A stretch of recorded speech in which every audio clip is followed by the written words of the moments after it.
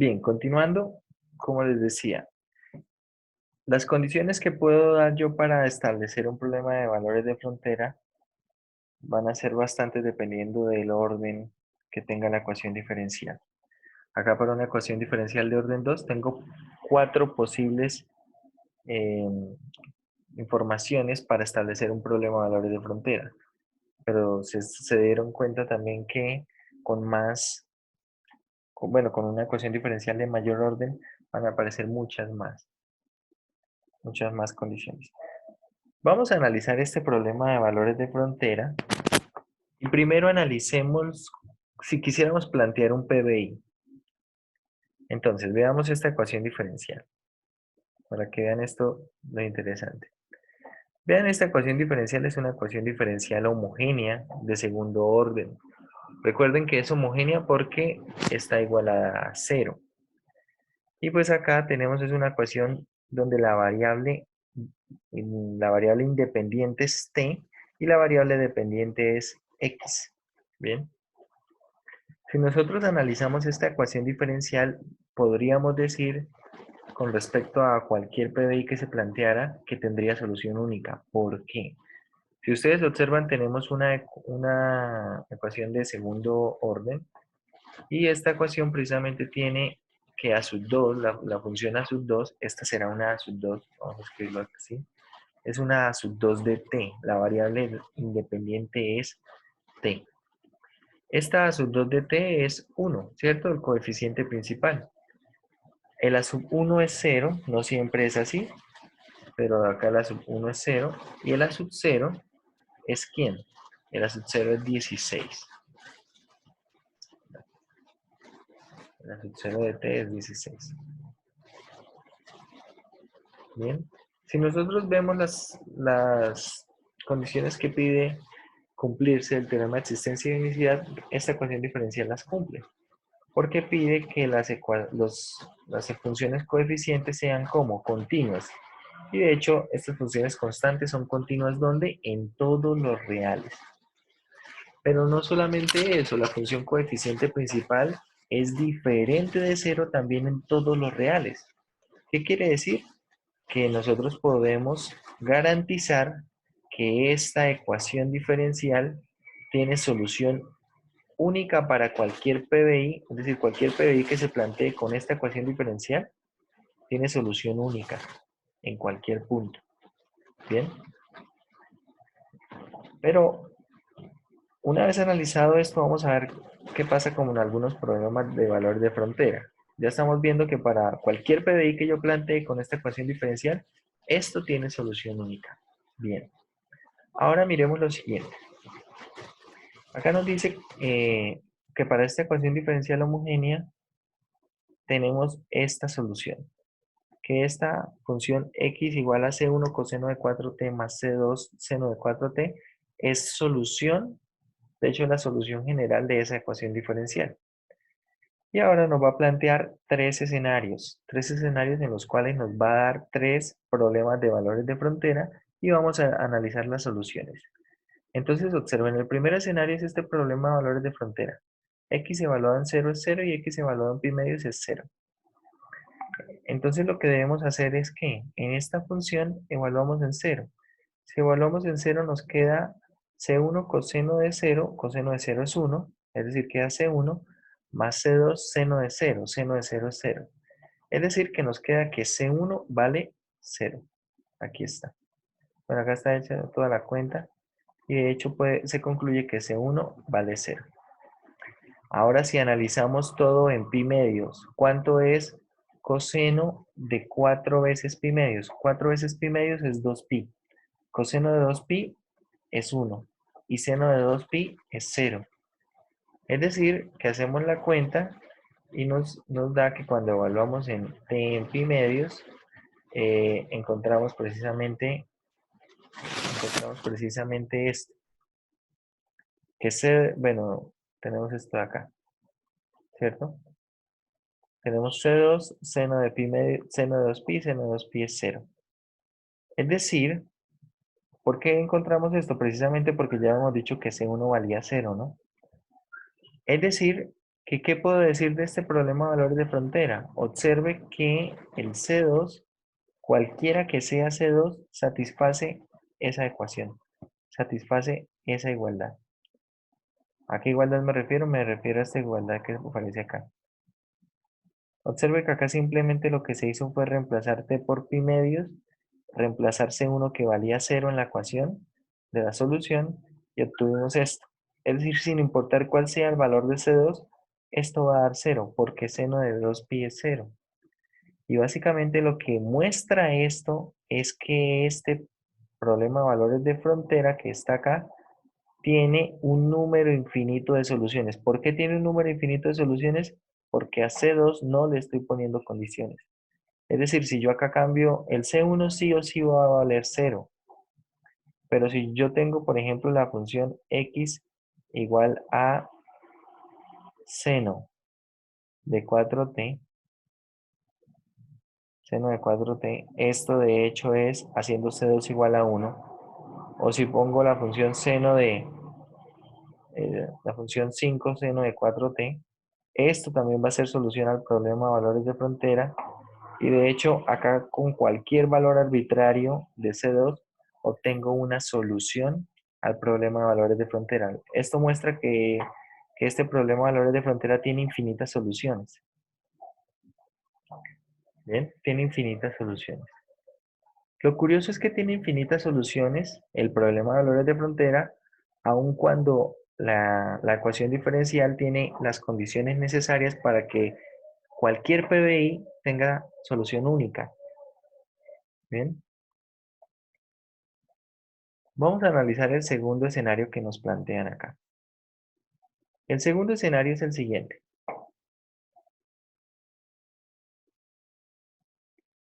Tengo la ecuación diferencial y ahora me dan estos valores de frontera. Tengo x de 0 igual a 0 y x evaluado en pi octavos es igual a 0. Nuevamente reemplazamos en la ecuación de la solución x de 0 igual a 0 y obtengo que C1 vale 0. Y luego evaluando en x en pi octavos, obtenemos lo siguiente. Obtenemos precisamente esta ecuación. Recuerden que dentro del argumento de seno está 4t, ¿no? Y si reemplazamos por pi octavos nos va a quedar pi medios.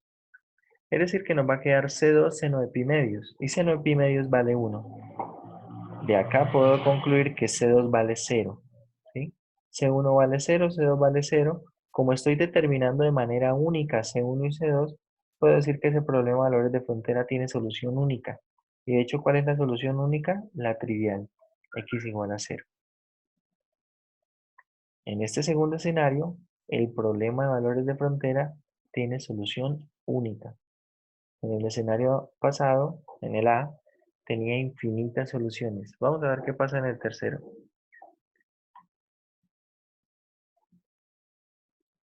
Tengo la ecuación diferencial, tengo allí la función evaluada en 0 y la función evaluada en pi medios.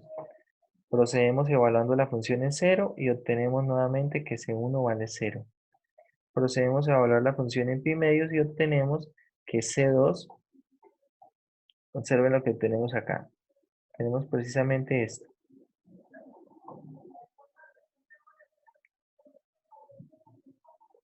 Tenemos precisamente que 1 es igual a C2 por seno de 2pi, pero seno de 2pi ¿cuánto es? 0. Es decir, lo que estamos concluyendo en esta línea es que 1 es igual a 0. Y esto es contradictorio. Por lo tanto, ¿qué podemos decir del problema de valores de frontera? Que no tiene solución. ¿Bien? No tiene solución. Tenemos entonces allí los tres escenarios posibles. Y si ustedes observan, acá solamente estoy dando condiciones con respecto a quién, a la función. De hecho, no me he metido todavía con la derivada, ¿cierto? No me he metido con la derivada, no he empezado a hacer mezcla, por ejemplo, 0 evalúa la derivada y pi medio se evalúa la función, o al revés, o ambas se evalúan la derivada, ¿sí? Y tenemos también, tengan en cuenta, una ecuación diferencial de orden 2, donde solamente hay 4 posibles opciones para plantear un problema de valores de frontera dados dos puntos. Claro, lo que pasa es que acá estamos cambiando uno de los dos puntos en los tres escenarios. Pero entonces, para que nos hagamos una idea de cuán difícil puede llegar a ser garantizar la solución única de un problema de valores de frontera. Acá tengo una solución, una ecuación diferencial que quizás es de lo más sencilla que podríamos encontrar en una ecuación de orden superior, y es precisamente una ecuación diferencial de segundo orden con coeficientes constantes homogénea. Bien. Y podemos ver que si planteamos los problemas de valores de frontera de una manera o de otra manera, eso va a influir en la cantidad de soluciones que tenga ese problema de valores de frontera. Podemos tener que tiene infinitas soluciones, solución única o que no tiene solución. Entonces ahí es bien delicado. Yo con respecto a los PBI, como ya se dieron cuenta, puedo decir cosas. Puedo decir qué tipo de cosas. Sobre todo, puedo analizar el teorema de existencia y unicidad y garantizar cuándo tiene solución única el PBI que se me está mostrando, que se está planteando. Pero cuando hablamos de problemas de valores de frontera, no hay mucho que hacer. De hecho, hay unos resultados que están alrededor de estos problemas de valores de frontera, y esos resultados se obtienen pero utilizando herramientas muchísimo más sofisticadas. Entonces, no están al alcance de este curso para poderlas estudiar. Muchos de estos problemas de valor de frontera, de hecho, cuando tenemos ecuaciones diferenciales que no son fáciles de estudiar, se analizan de manera aproximada utilizando métodos numéricos.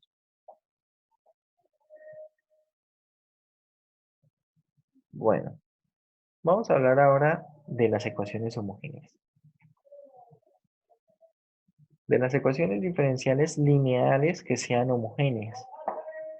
Como les dije de forma anticipada, si tengo que lo que está al otro lado de la igualdad es cero, diremos que es una ecuación homogénea. Si lo que está al otro lado no es todo el tiempo cero, entonces diremos que no es homogénea. Así de sencillo. ¿Bien?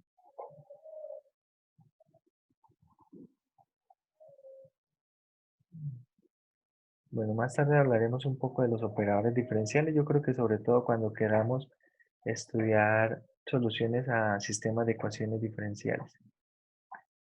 Bien. Bueno, vamos a hablar entonces de las ecuaciones diferenciales homogéneas de orden superior. Encontramos este primer teorema. Como les digo, acá en esta parte vamos a encontrar bastante teoría, bastantes teoremas, y tenemos este primer teorema. Si tenemos una ecuación diferencial homogénea, como la que presentamos hace un momento, y encontramos K soluciones a la ecuación diferencial homogénea, entonces yo puedo escribir una solución, puedo escribir otra solución más. ¿Cómo? De hecho, esto me ofrece una cantidad infinita de soluciones. ¿Por qué? Observa. Si estamos suponiendo que y1, y2 hasta y sub k son soluciones de la ecuación diferencial homogénea de enésimo orden, entonces esta combinación lineal también será una solución a la ecuación diferencial homogénea. ¿Bien? ¿Qué es una ecuación diferente? ¿Qué es una combinación lineal? Ese concepto lo vamos a estar utilizando en algunos momentos. Tengan en cuenta que tengo objetos. Acá mis objetos son y1, y2 hasta y sub k. ¿Qué es una combinación lineal de esos objetos y1, y2 hasta y sub k? Simplemente voy a poner acá los objetos y1, y2 y y sub k.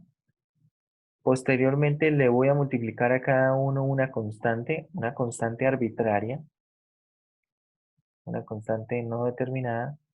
Y finalmente, ¿qué hago? Finalmente lo que hago es poner signos de suma.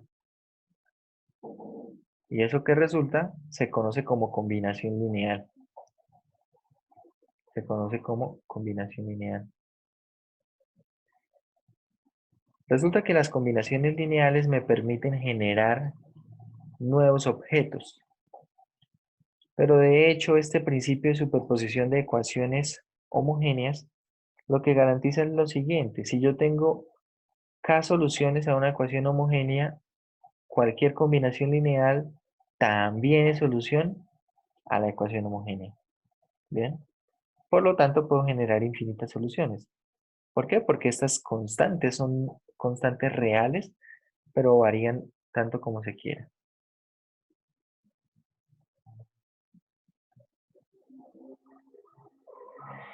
Bueno, en este corolario tenemos algunos casos particulares. Y son precisamente estos. Si usted toma un múltiplo escalar de una solución, entonces eso también va a ser solución. Es decir, si y1 es solución a una ecuación homogénea y usted multiplica y1 por una constante, el resultado también es solución a la ecuación homogénea.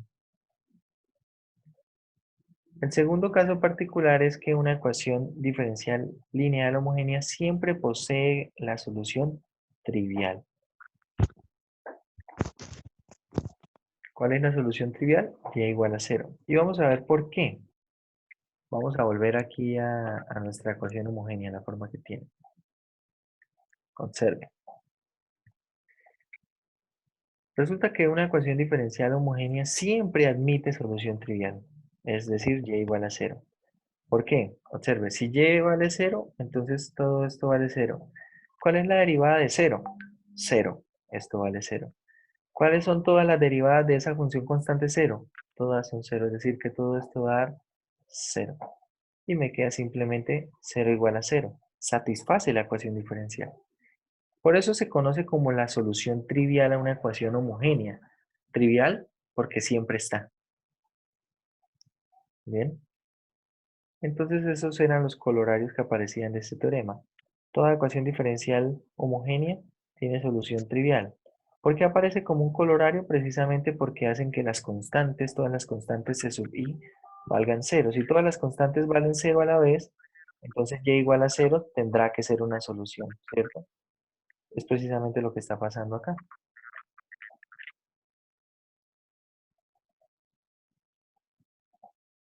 Bueno. Entre otras cosas, el concepto de combinación lineal nos permite analizar los siguientes conceptos. Este primer concepto que vamos a analizar se conoce como independencia lineal. Las personas que vieron el curso de álgebra lineal 2, con toda seguridad tienen que familiarizarse con este concepto.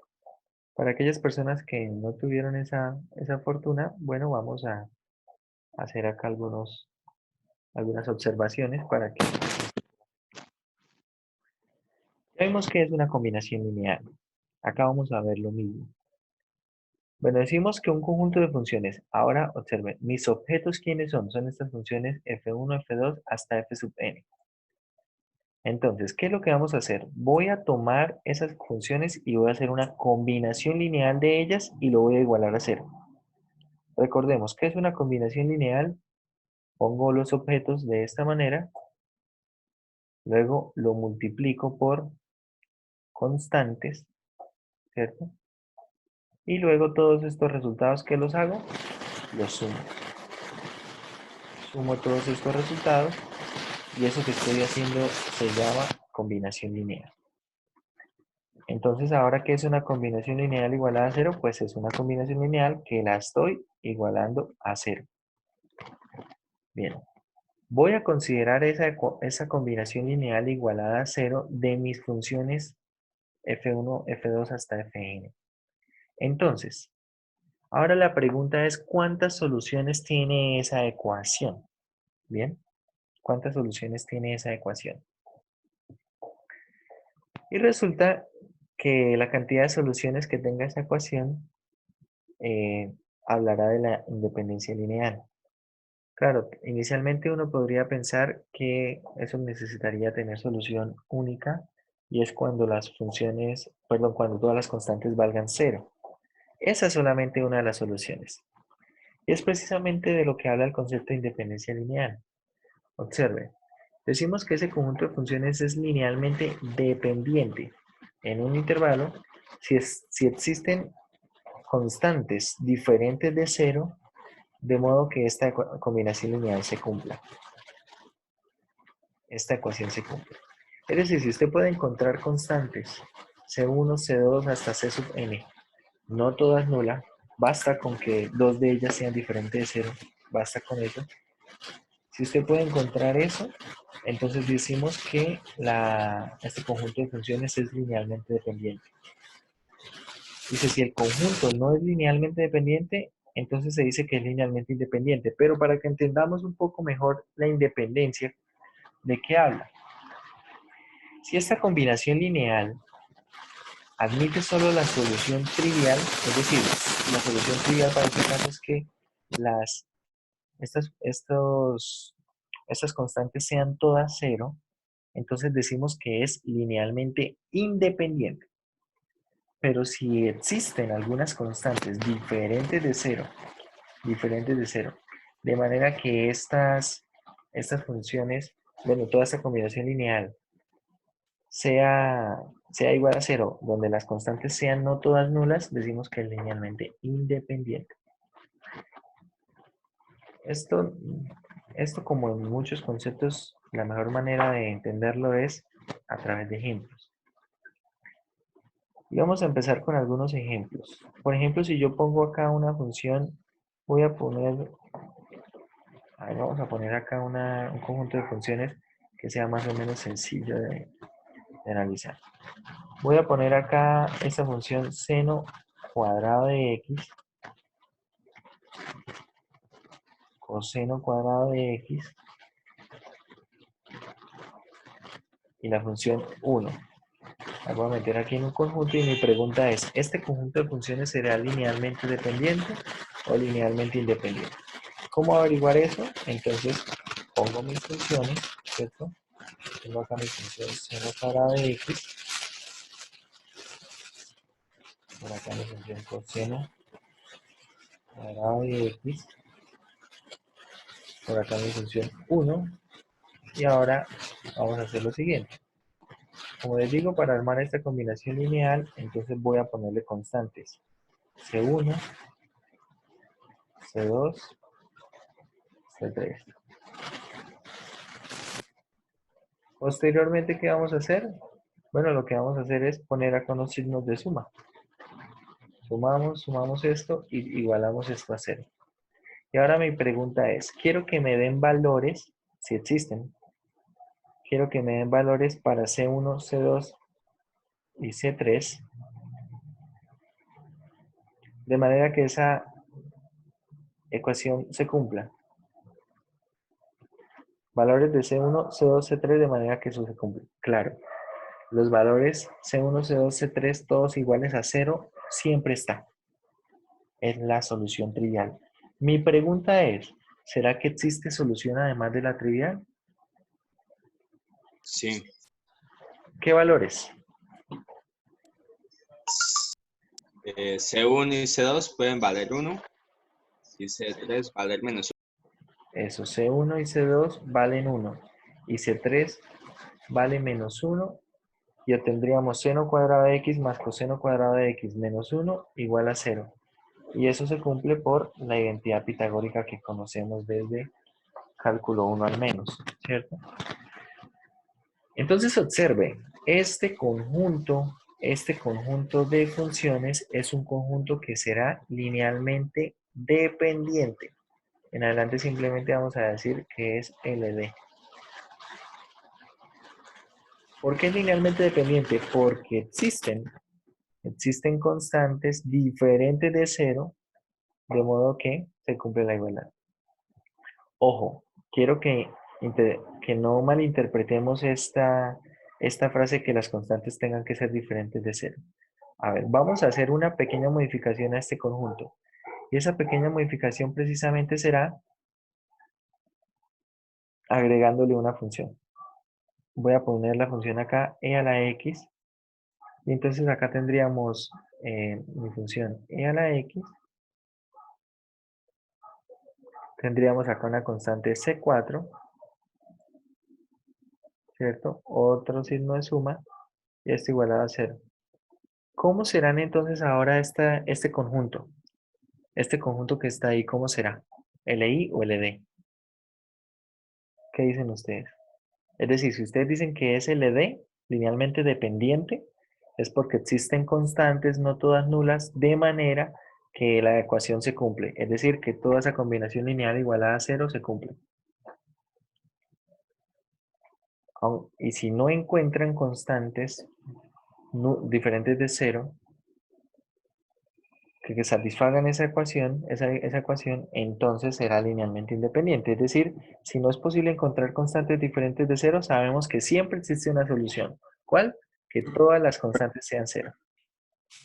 O sea, puede ser el mismo, o sea, pueden tomar el mismo valor y C4 0. Y Exactamente.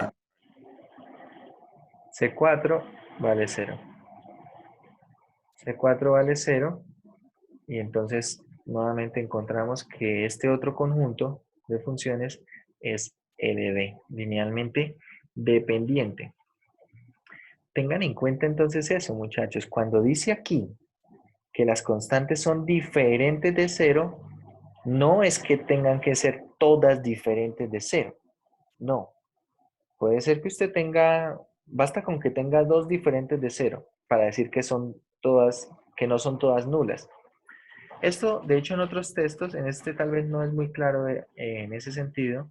En otros textos, sobre todo en álgebra lineal, no se menciona de esta manera. Lo que se dice es que las constantes deben ser no todas nulas, ¿sí?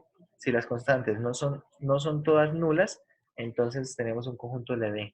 Y acá es claro que las constantes no son todas nulas. Es decir, puede ser que tengamos algunas que sean cero, pero si tengo algunas que son diferentes de cero, de manera que se cumpla la ecuación, entonces tengo un conjunto linealmente dependiente. pues sí, o sea, siempre que haya una, ¿qué? Una combinación lineal, siempre se puede decir que es linealmente dependiente, ¿no? No siempre. O sea, si por lo menos, bueno, un vector o una función, bueno, no sé, un vector es combinación lineal de los demás, ya uno dice que es linealmente dependiente, ¿no? Sí, señor, eso sí. Eso sí, pero pues tendríamos que ver que eso es de esa manera, ¿no? Resulta que cuando está uno allá en álgebra lineal 2, más o menos es sencillo poder analizar la independencia lineal porque hay herramientas, sobre todo cuando estamos trabajando con vectores en Rn. Cuando ya cambiamos el espacio a otro tipo de espacios vectoriales, la cosa se complica. De hecho, lo que nosotros estamos estudiando acá es un espacio vectorial. Es el espacio vectorial de las funciones. Es un espacio vectorial de funciones. Y de hecho, pues uno puede dividir ese espacio vectorial en algunas categorías o en algunos subespacios teniendo en cuenta intervalos de continuidad. ¿Bien? Pero acá básicamente estamos analizando es un conjunto de funciones. Y si ustedes observan estas funciones que tengo en este conjunto que estamos mostrando acá en pantalla, es un conjunto de funciones que son continuas en los reales. Entonces, ese se puede considerar un espacio vectorial. Puede uno ver que cumple todos los axiomas de espacio vectorial. Es decir, que pueden analizarse muchas de las cosas que se estudiaban para espacios vectoriales, entre otras, la independencia lineal, que es lo que estamos haciendo en este momento. Allá, por ejemplo, en el curso de álgebra lineal 2, se tenían algunos resultados. Por ejemplo, si yo tengo un conjunto linealmente dependiente y le agrego vectores, ese conjunto sigue siendo linealmente dependiente. Y acá lo estamos viendo, ¿no? Observe, yo ya tengo este conjunto con estas tres funciones y pude concluir que es linealmente dependiente. Le agregué otra función. ¿Cambió la naturaleza de esa dependencia lineal? No. ¿Qué pasa si le agrego otra función? Si le agrego ahora, por ejemplo, la función tangente, pues entonces ahora hago que C5 valga 0. Y si le agrego ahora la función logaritmo natural, pues hago que C6 valga 0. Y sigue siendo un conjunto linealmente dependiente. ¿Por qué? Porque no todas las constantes son nulas. Es decir, porque existen constantes diferentes de 0. ¿sí? Existen algunas de esas constantes que son diferentes de cero. Profe, igual pasa con o sea, con las funciones que son, digamos, linealmente independientes. Ya todos los subconjuntos serían linealmente independientes también, ¿no? Sí, entonces ahí, eso se conocía como, no recuerdo el nombre del teorema en lineal 2, pero básicamente es eso. Si usted tiene un conjunto LD y le agrega vectores, en este caso funciones, eso va a seguir siendo LD, linealmente dependiente. Y si tiene un conjunto linealmente independiente y le quita vectores, el resultado sigue siendo linealmente independiente. Y lo contrario, contrarias a esas cosas no necesariamente pasa. Es decir, si yo tengo un conjunto que es linealmente independiente y le agrego vectores, no necesariamente sigue siendo linealmente independiente. Y si tengo un conjunto linealmente dependiente y le quito vectores, puede ser que en algún momento sea LI. Y acá es bastante claro. A ver, acá ¿qué podría hacer yo para que esto se vuelva LI? Observen. Este conjunto que tenemos acá de funciones es LD, es linealmente dependiente. ¿Sí? Pero si por ejemplo yo le quito el 1, si yo le quito el 1, ¿será que hay constantes que hagan que eso se haga cero todo el tiempo? Bueno, y también acá tenemos que tener cuidado porque no necesito que se haga cero todo el tiempo. Realmente necesito que se haga cero en algún punto sobre el intervalo. Es decir, si en algún punto sobre el intervalo eso es diferente de cero, entonces va a ser linealmente dependiente porque necesitaría que las constantes, perdón, es diferente de cero, necesitaría que las constantes fueran cero, ¿cierto? Resulta que analizar las funciones, la independencia lineal con funciones de esta manera, no es nada apropiado, porque pensar en ese conjunto bueno, de los coeficientes y analizar cuándo esos coeficientes tienen que ser cero, cuándo no necesariamente son cero, es algo complicado así a ensayo y error. Para eso vamos a estudiar entonces algunos conceptos que nos van a permitir decidir cuándo un conjunto de funciones es LI o cuándo un conjunto de funciones es LD. Bien, y para eso vamos a hablar del Gaussiano. El Gaussiano es un determinante. Posiblemente en el curso de álgebra lineal 2 también pudieron haber presentado el Gaussiano como un ejemplo que permitía decidir si un conjunto de funciones era LI o era LD. Eso sí, analizaron el conjunto de funciones como un espacio vectorial. Si no, pues no tenía mucho sentido hablar del Gaussiano. Entonces, nuestro problema y nuestro objetivo también es determinar si un conjunto de soluciones, de funciones, es linealmente independiente o linealmente dependiente.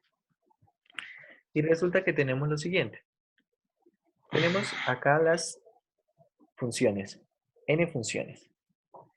Y necesitamos que ellas posean al menos n-1 derivadas. ¿Bien? Al menos n-1 derivadas. Entonces calculamos el siguiente determinante. ¿Cuál va a ser este determinante? Observen que en la primera fila, en esta primera fila, ¿quiénes aparecen? Las funciones. f1, f2 hasta fn. En la segunda fila, ¿qué aparecen? La primera derivada de cada una de esas funciones de arriba. f1', f2' hasta fn'. Y así sucesivamente hasta la última línea.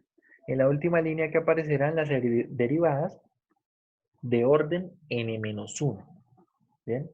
Eso que se construye ahí se conoce como el Gaussiano. Ese determinante. Recuerden que en una matriz, cuando en los extremos aparecen barras, se está hablando del determinante. El determinante de la matriz. Entonces, calculamos el determinante de esa matriz. Ese determinante se conoce como el Gaussiano de esas funciones. La notación es esta. W de F1 hasta Fn.